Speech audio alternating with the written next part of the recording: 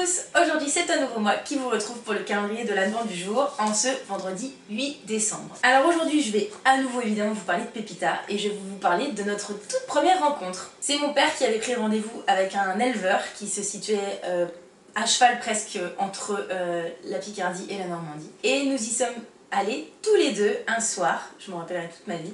Donc l'éleveur nous accueille et il nous montre les deux annons entre lesquels allait se jouer notre coup de cœur en fait, enfin entre lesquels on avait le choix. Et alors ce qui est très marrant c'est que je n'ai absolument aucun souvenir de l'autre annon qu'on aurait pu choisir, donc je pense que c'est le signe que le coup de foudre a été juste immédiat et irrévocable pour Pépita. Voilà, je me rappelle qu'on l'a déjà câlinée ce jour-là, elle était absolument trop mignonne. Oui, alors la petite anecdote c'est aussi que du coup c'est moi qui ai choisi son prénom.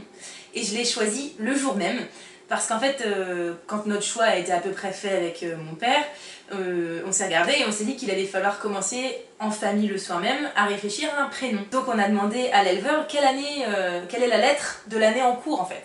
Et l'éleveur nous a dit et ben l'année c'est les P. Et là instantanément, j'ai regardé mon père et j'ai dit Pépita. Et ça a été comme une évidence, il n'y avait pas d'autre possibilité, ça allait être Pépita. Si vous voulez savoir pourquoi, on l'a déjà dit dans un tag que je vous invite à aller voir, on vous le met dans le petit i là juste en haut. Alors ce qui est assez rigolo c'est qu'à l'époque quand on est allé acheter Pépita, il s'agissait vraiment d'un cadeau qu'on faisait à la famille, à nous 5. C'était pas censé devenir mon ânesse, tout comme Gribouille plus tard n'était pas censé devenir l'ânesse d'Anne. Cette phrase est bizarre, bref.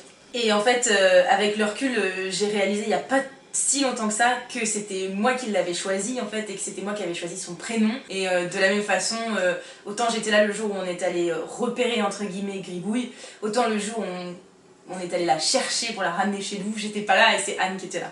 Donc voilà, je pense qu'il faut pas trop se poser de questions, la vie est bien faite et il y a des petits signaux comme ça qu'il faut savoir écouter. Du coup évidemment ce que je vous propose c'est de plonger dans l'album photo qu'avait commencé à me faire ma soeur il y a quelques années, dans lequel se trouvent les toutes premières photos de Pépita. Alors il y en a très peu parce qu'à l'époque on n'avait pas nos portables etc, c'était de l'appareil photo qu'il fallait faire développer etc.